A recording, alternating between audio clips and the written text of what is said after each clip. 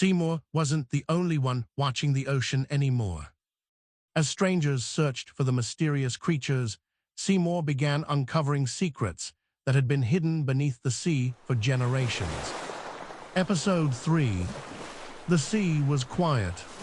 So quiet, in fact, that Seymour could almost believe the events of the previous day had been a dream. But resting on the small table inside his home was the carved stone pendant. Its gentle blue markings reminded him that everything he had seen beneath the waves was real. The hidden sanctuary, the thousands of transparent guardians, the ancient crystal, and the silent promise he had made. "I'll never let anyone harm you." Those words echoed through Seymour's mind as the first rays of morning sunlight reached his window. He wondered if the guardians had truly understood him. He believed they had, yet he also understood something else. A promise was easy to make. Keeping it, that would be far more difficult. Life in Morro Bay continued as though nothing extraordinary had happened. Children chased one another through the village square. Merchants prepared their market stalls. Fishermen repaired their nets while discussing the day's weather. Only Seymour seemed distracted. As he carried his usual basket of clams toward the marketplace, whispers followed him. There he is, the fisherman with the impossible pearls. I heard one merchant from the city offered him enough money to buy 3 boats. They say he's found a hidden reef. No, I've heard it's pirate treasure. Seymour smiled politely but said nothing. The truth sounded far more unbelievable than any rumor. He sold his ordinary clams as usual. The unusual pearls remained safely at home. No amount of money could convince him to sell them. Not anymore. Late that afternoon, a sleek white vessel entered Morro Bay. Unlike the village's weathered fishing boats, this ship gleamed with polished wood and shining brass. Its sails were crisp. Its ropes looked brand new. Even from shore, it was obvious the visitors had money. Villagers gathered along the docks. Curious eyes followed as several well-dressed travelers stepped onto the pier. Leading them was a tall gentleman dressed in a dark blue coat. His silver hair was neatly combed despite the ocean breeze. He carried no fishing equipment, only a leather journal tucked beneath one arm. The man smiled warmly at everyone he passed. "My name is Professor Edwin Thorne," he announced. "I study rare marine life and coastal folklore." The villagers exchanged puzzled looks. "Professor, folklore, that wasn't something Morro Bay often encountered. I've heard remarkable stories about this village." One merchant laughed. "Depends which stories you've heard." "The ones about unusual pearls," Professor Thorne replied. "And?" He glanced toward Seymour, the fisherman who claims to have discovered mysterious creatures beneath the sea. The dark suddenly fell silent. Seymour's stomach tightened. So, the stories had traveled farther than he realized. Professor Thorne approached him with a friendly smile. "You must be Seymour." "I am." The professor extended a hand. "It's an honor." Seymour shook it politely. "I admit," Professor Thorne continued, "most stories grow larger with each person who tells them." He chuckled softly. "But occasionally," he looked directly into Seymour's eyes, "there is a small piece of truth hiding inside them." Seymour studied the man carefully. Unlike others, Professor Thorne wasn't laughing. Nor did he appear greedy. He simply seemed curious. That evening, Seymour invited Professor Thorne to share dinner.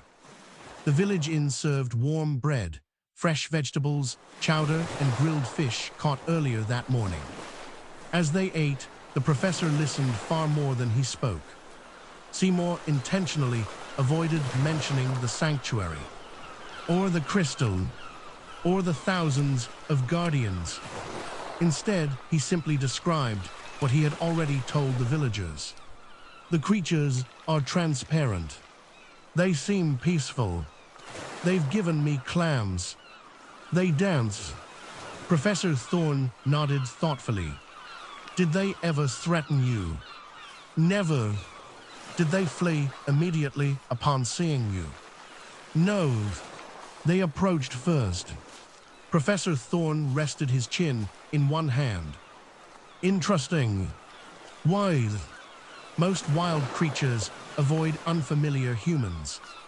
He smiled. These seem to have chosen the opposite. Seymour hesitated. They trust me. Professor Thorne considered those words carefully. I believe, he finally said. That trust may be more important than discovery. Seymour looked up. Those weren't the words he expected. Most outsiders would have asked where to find the creatures, or how valuable the pearls were. Instead, this man spoke about trust. The next morning, Professor Thorne stood beside Seymour's boat. I'd like to ask something. Seymour nodded. I won't pressure you. I won't follow you secretly. And I certainly won't tell anyone else. He smiled kindly. But if the creatures allow it, would you consider introducing me someday? Seymour didn't answer immediately. Instead, he looked toward the ocean, then down at the pendant resting beneath his shirt. Finally, he spoke. It isn't my decision. Professor Thorne blinked. What do you mean? If they want to mate you, they will. If they don't, I'll respect that. The professor smiled. A fair answer. Seymour Dove alone that day. The guardians greeted him as always. Their graceful dances seemed brighter than ever.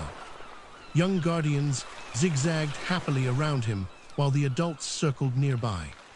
The laid guardian approached. Seymour placed one hand over his heart, then pointed toward the surface. He drew two figures in the sand. One represented himself, the other, a new person. Finally, Seymour looked toward the guardian, silently asking. The guardian studied the drawing. Several others gathered. The group appeared to communicate through graceful movements and flowing circles. Although Seymour couldn't understand their language, he could tell they were discussing something important. Minutes passed. Then, the lead guardian erased the second figure. Only Seymour's drawing remained. The answer was clear. Not yet. Seymour nodded respectfully. I understand. The guardians weren't rejecting humanity. They simply weren't ready. Trust would take time. Over the following weeks, Seymour continued visiting the sanctuary, never bringing another person, never revealing its location. His friendship with the guardians grew stronger. The younger ones became increasingly playful. Some would weave around schools of fish before hiding behind Seymour whenever larger sea turtles wandered past. Others discovered they enjoyed watching bubbles rise from Seymour's diving equipment. One tiny guardian repeatedly tried to race the bubbles to the surface. It lost every time, yet continued trying anyway. Seymour couldn't help laughing. The guardians clearly noticed. Soon, several young ones joined the game. The underwater sanctuary echoed with silent joy. Although no voices could be heard, happiness needed no translation. Back in Merrow Bay, however, not everyone welcomed the growing rumors. One evening, while Seymour repaired his equipment outside his home, two unfamiliar men quietly observed him from across the street. Both wore expensive traveling clothes. Neither looked like fishermen. One unfolded a newspaper. Printed across the front page was a bold headline: "Local fisherman discovers mysterious pearls." Below it, an artist's sketch imagined transparent ocean creatures dancing beneath the sea. The drawing was wildly inaccurate, but it captured attention. One man folded the newspaper. "If even half these stories are true," he smiled. "Someone's about to become very wealthy." His companion nodded. "And if the fisherman won't tell us where?" He looked toward Seymour's small boat. "Perhaps we'll discover it ourselves." Hidden behind his garden fence, Seymour never heard their conversation. Far beneath the waves, the ancient crystal pulsed softly.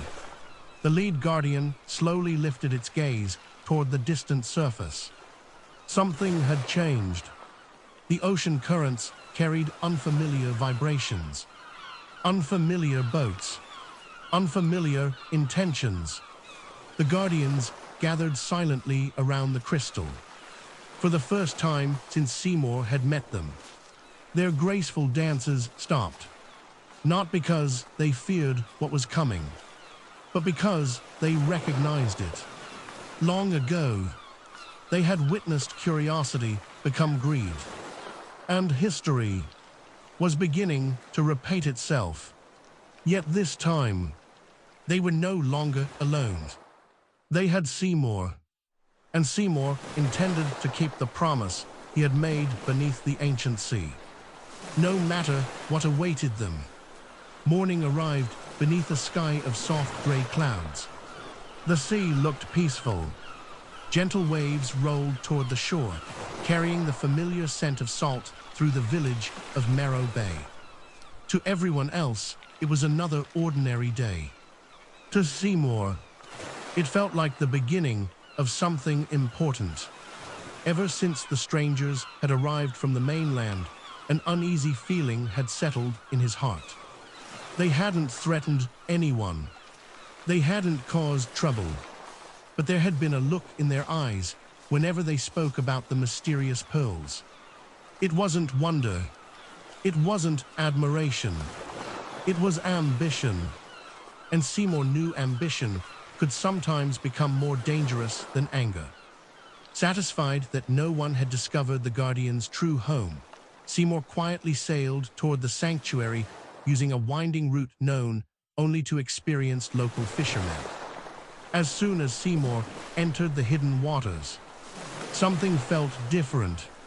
The Guardians greeted him as always, yet their graceful dances were slower, more thoughtful. Even the playful young Guardians remained unusually close to the adults. The sanctuary itself seemed quieter. The ancient crystal pulsed with a deeper blue light than Seymour had ever seen.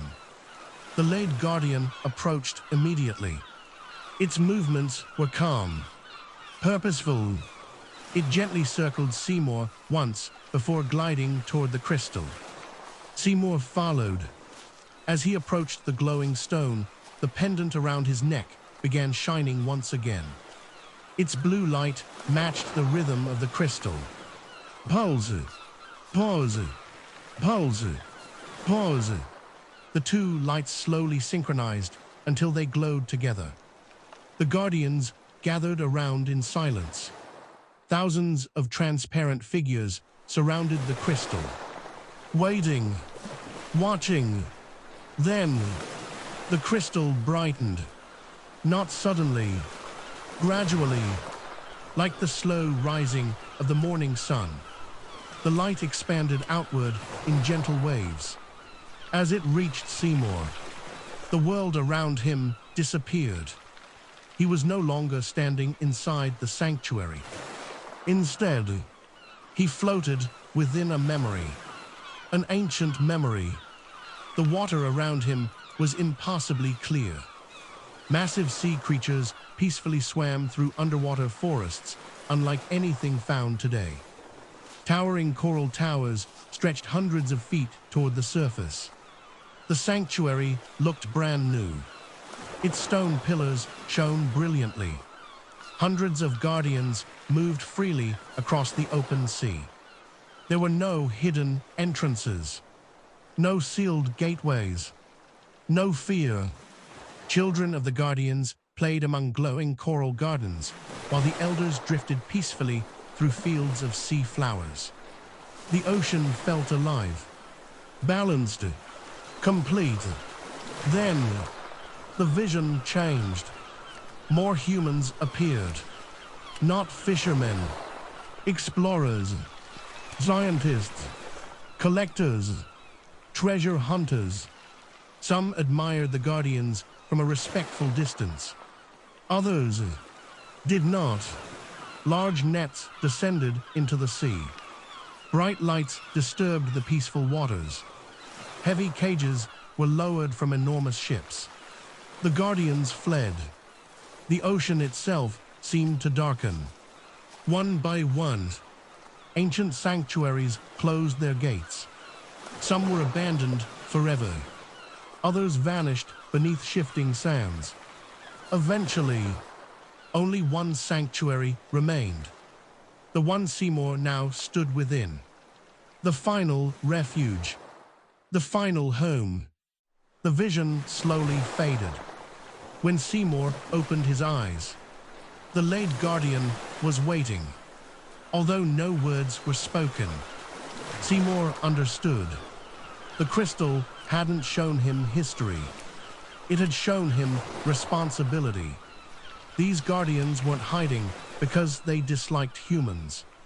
They were protecting the last surviving sanctuary. If this place were lost, there might never be another. Seymour lowered his head respectfully. I won't let that happen. The crystal pulsed warmly. The guardians resumed their graceful dance. Only now, it felt less like celebration and more like acceptance. Later that afternoon, Seymour visited Miriam at the lighthouse. She noticed his expression immediately. You've learned something. Seymour nodded. I think I understand why they chose to hide. Miriam quietly poured 2 cups of warm tea before listening as Seymour carefully described the ancient vision. When he finished, the elderly lighthouse keeper smiled softly. My grandfather once said something I never understood as a child. What was it? He told me. She gazed toward the sea beyond the lighthouse window. Nature doesn't keep its greatest wonders secret because they're rare. She paused. It keeps them secret because they're precious. Seymour remained silent. The words settled deeply within him. Over the next several days, Professor Thorne continued helping around the village. To everyone's surprise, he never pressured Seymour. Instead, he interviewed fishermen, collected old stories, studied weather records, examined shells. He even volunteered to repair several damaged docks after a recent storm. Slowly, the villagers grew to trust him. One evening, Seymour joined him near the harbor. I've been watching you. Professor Thorne chuckled. I hope that's a good thing. You haven't asked about the sanctuary again. The professor looked out over the water. I gave you my word. He smiled. And besides, if those creatures truly exist, I'd rather earn their trust than steal their location. Seymour nodded quietly. Perhaps, one day, the Guardians might allow this man to meet them. But today was not that day. Meanwhile, the 2 businessmen who had arrived from the mainland were growing impatient. Inside the guest house, maps covered an entire table. One pointed toward several possible diving locations. He disappears for hours every morning. There has to be something out there. The taller man frowned. The professor isn't helping. No, he actually seems to believe the fisherman's stories. The second man crossed his arms. Then we'll search ourselves. What if we don't find anything? The taller man smiled confidently. We don't need to. He tapped the map. We only need Seymour to lead us there. The following morning, Seymour once again noticed a distant boat. This time, there were two. Neither approached, neither called out. They simply remained far enough away to avoid suspicion. Watching, waiting, following. Seymour pretended not to notice. Instead of becoming anxious, he smiled. If they believed following a fisherman across the ocean would reveal the sanctuary, they had underestimated both Seymour and the sea itself. For the next 6 hours, Seymour sailed in broad circles. He stopped at ordinary fishing grounds, collected clams, checked old crab traps, visited rocky reefs where colorful fish gathered. By sunset, the strangers had seen nothing unusual. Frustrated, they finally returned to shore. Seymour watched them disappear over the horizon before quietly steering toward the sanctuary under the cover of twilight. The guardians greeted him with joyful zigzag dances. The youngest among them swam excitedly around his boat as though congratulating him. Seymour laughed. I think, he said softly, you've been helping me. The lead guardian drifted beside the boat. For the first time, it gently rested part of its transparent form against the side of the wooden hull. Instantly, the water surrounding the boat shimmered. The vessel almost seemed to disappear into the evening mist. Seymour blinked. He looked toward the shoreline, even from only a short distance away. His own boat was nearly impossible to see. The guardians weren't simply invisible. They could hide other things as well. It was another gift, another act of trust, another secret. Seymour looked across the calm sea. So that's how you've stayed hidden all these years. The guardian performed its familiar zigzag dance, almost proudly, far beyond the fading sunlight. The businessmen searched the empty horizon one last time. They saw nothing, only endless ocean. They turned their boat toward the mainland, certain they had failed. But neither Seymour nor the guardians realized something important. Professor Edwin Thorne had quietly been watching from the lighthouse cliffs, not following Seymour, not spying, simply observing the sea. And just for a single heartbeat, as the evening mist drifted across the water, he thought he saw an impossible blue light blink far beyond the horizon. He smiled to himself. I don't need to know where you are, he whispered. I'm just glad you're still out there. And somewhere beneath the hidden waters, the ancient crystal glowed brighter than ever before. As though it knew, the greatest adventure was still waiting to unfold. This concludes episode 3. Thank you so much for listening. If you enjoyed this story, please leave a like, comment, and subscribe to tune back in next week, where more stories and continuations will be added. Remember, every story begins with a dream and grows from an imagination. Dream beautifully, everyone.